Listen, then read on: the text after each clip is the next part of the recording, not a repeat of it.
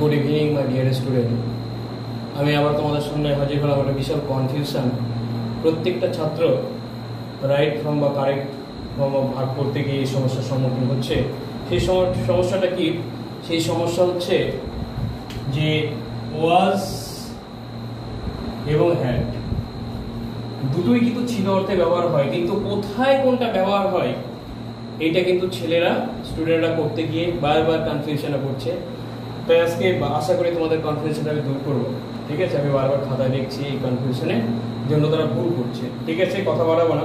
ঠিক আছে, তাই বলছি এই যে ওয়াজ এবং হ্যাড তাহলে দুটোই কিন্তু অতীতকালে ব্যবহৃত হচ্ছে। অবশ্যই দুটো হচ্ছে ভার্ব। এই ব্যাপার হচ্ছে তাহলে এই দুটোই কিন্তু সাহায্যকারী ক্রিয়াপদ হিসেবে ব্যবহার করা হয়। তো বলছি এই যে ওয়াজ, এখানে দুটো কথা আমি লিখেছি। ওয়াজটা হচ্ছে অতীতকালের কোনো ব্যক্তি বা বস্তুর অবস্থান, একদম অতীতকালে। বলছি এই যে অতীতকালে কোনো ব্যক্তি বা বস্তু অবস্থান বোঝাতে এটা ব্যবহার হচ্ছে। আর একটা কি, এটি প্রথম এবং তৃতীয় পুরুষ আই, হি এবং সি ক্ষেত্রে এটা ব্যবহার হয়। তাহলে আই, হি, সি ক্ষেত্রে কিন্তু এটা ব্যবহার হয়। পরিষ্কার? তো ব্যাপার হচ্ছে এটা আগে আমি কমপ্লিট করে নিই। তাহলে মনে রাখতে হবে আরেকটা হচ্ছে পাস্ট কন্টিনিউয়াস টেন্সের গঠনের ক্ষেত্রে কিন্তু এটা ব্যবহার হয়। আমি পরে এক্সাম্পলটা দিয়ে দেব। তাহলে আমরা বলছি অতীতকালে কোনো ব্যক্তি বা বস্তুর অবস্থান বোঝাতে। এই যে বলছে মাধব, একটা এক্সাম্পল দিচ্ছি আমি। মাধব বা কালো ভালো ছেলে ছিল। আমি যদি করি তাহলে মাধব was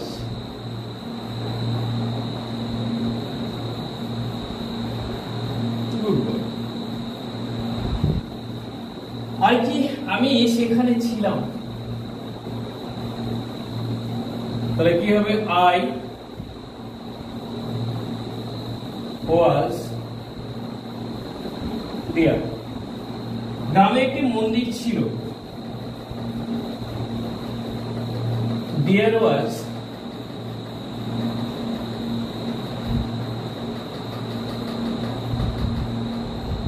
temple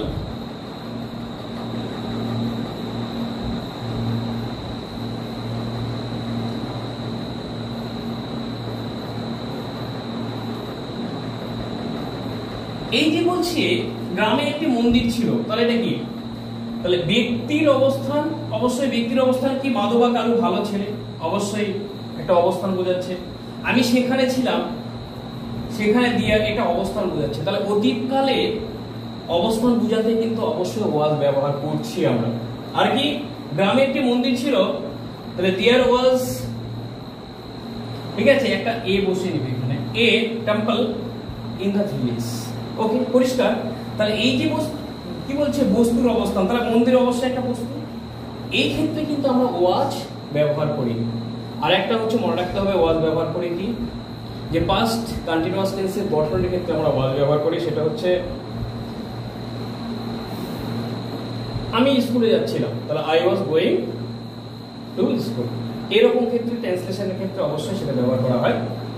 এইবার আসা যায় অতীতকালের আরেকটা ঘটনা হচ্ছে হ্যাড এর ব্যবহার। বারবার আমি বলছি এই বাচ্চারা কনফিউশনে পড়ছে এটা ব্যবহার করার ক্ষেত্রে। আমি লিখে রেখেছি এই মালিকানা বা অধিকার বোঝাতে ব্যবহার করা হয়। কি ব্যবহার করা হয়? হ্যাড। আবার বলছি মালিকানা মোস্ট বিবিআই। আর একটা কি পাস্ট পারফেক্ট টেন্সের সাহায্যকারী ক্রিয়াপদ হিসেবে ব্যবহার করা হচ্ছে, হেল্পিং ভার্ব যেটাকে বলছে। এক্সাম্পল করে মালিকানা মানে কি? কারো অধীনে থাকা। আমার একটা বাড়ি আছে, গাড়ি আছে, আমার একটা কলম ছিল, ঠিক আছে, আছে বললে ভুল, ছিল, আমার একটা গাড়ি ছিল, আমার ঠাকুরদাদা একটা বাঘ ছিল, ইত্যাদি ইত্যাদি, অধিকারে থাকা অর্থে। ঠিক আছে না? ঠিক আছে, তার একটি BMW গাড়ি ছিল। এই যে বলছে তার একটি BMW গাড়ি ছিল, তাহলে কি ছিল? গাড়ি ছিল, তার নিজের অধিকার বা মালিকানায় ছিল এটা। তাহলে মনে রাখতে হবে তখন সেই ক্ষেত্রে হবে হি, ঠিক আছে, হি হ্যাড এ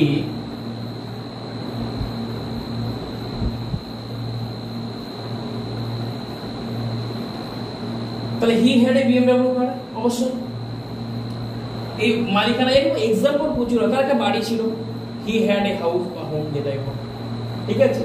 তাহলে হি হ্যাড এ এলিফ্যান্ট বা বাঘ, ঠিক আছে, টাইগার যেটাই হোক। অধীনে থাকা অর্থে তার একটা বই ছিল, তাহলে হি হ্যাড এ বুক। এই অনেক উদাহরণ হবে, ঠিক আছে, তোমরা দেখে নেবে উদাহরণগুলো এরকম ক্ষেত্রে অতীতের মালিকানা অর্থে। আরেকটা বলছে আমি স্টেশনে পৌঁছাবার পূর্বে ট্রেনটি ছেড়ে দিল। তাহলে এই যে একটা ব্যাপার হচ্ছে, এটা হচ্ছে পাস্ট পারফেক্ট টেন্সের একটা গঠনে কিভাবে সাহায্য করছে, এই ট্রান্সলেশনটা করলে অবশ্যই তোমরা বুঝতে পারবে। বলছে the tree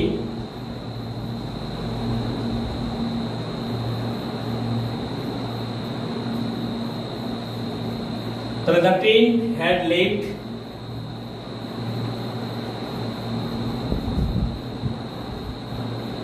তাহলে the train had left before I reached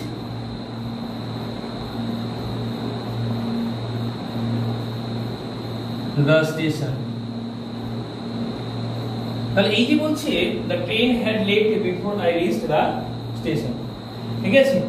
এই যে বলছে আমি পৌঁছাবার পূর্বে ট্রেনটি ছেড়ে দিল, এই যে এক কথায় পাস্ট পারফেক্ট টেন্সের গঠন হিসেবে কিন্তু অবশ্যই কাজ করেছে, ঠিক আছে?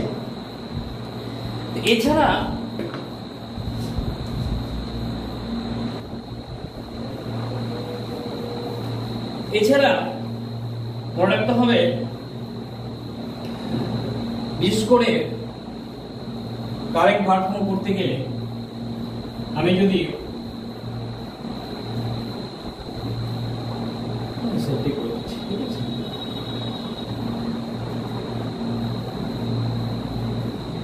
have, has, had, ঠিক আছে, এই তিনটে যদি থাকে আমি চোখ বন্ধ করে কি করবো, ভার্ব ফ্রি করে দেবো, অর্থাৎ পাস্ট পার্টিসিপেল বসাবো। ওকে, যদি সেন্টেন্সের মধ্যে মডেল ভার্বগুলো থাকে shall, will, can, could,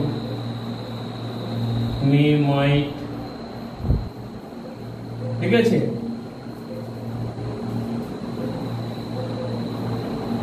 should,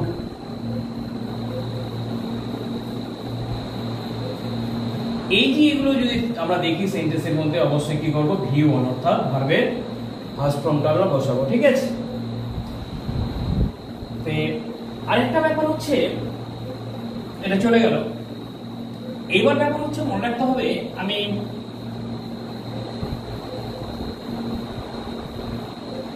B ভার্বের কথা বলছি,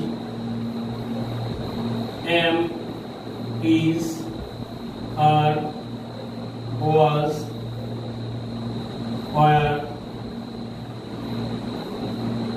been, এই যে বি ভার্ব এগুলো থাকলে অবশ্যই কি করবে, ভার্ব প্লাস আইএনজি আমি অবশ্যই যুক্ত করব। সিম্পল একটা ধারণা, এগুলো মানে থাকলে আমরা কি করব, কারেক্ট ভার্ব ফর্ম বসাতে পারবো। তবে সবচেয়ে বড় কথা কি, এই যে মনে রাখতে হবে am, is, are, was, were থাকলে যে ভার্বের সঙ্গে আইএনজি যুক্ত হয়, সেটা কিন্তু আমাদের ভুল ধারণা। কিছু ব্যতিক্রম আছে মানুষের, যেমন 5টা আঙুল, কারো 6টা আঙুলও আছে। আমি পরের দিন একটা কোন কোন ভার্বের সঙ্গে আইএনজি যোগ হয় না বা যুক্ত করা যায় না, যে প্রেজেন্ট কন্টিনিউয়াস টেন্স থাকলেই, ঠিক আছে, বা পাস্ট কন্টিনিউয়াস টেন্স থাকলে যে তার সঙ্গে আইএনজি যুক্ত করব, ঠিক আছে, সেটা কখনোই না, ভুল ধারণা। আমি একটা এর বিস্তারিত ভিডিও বের করবো অবশ্যই। Thank you for watching for my video.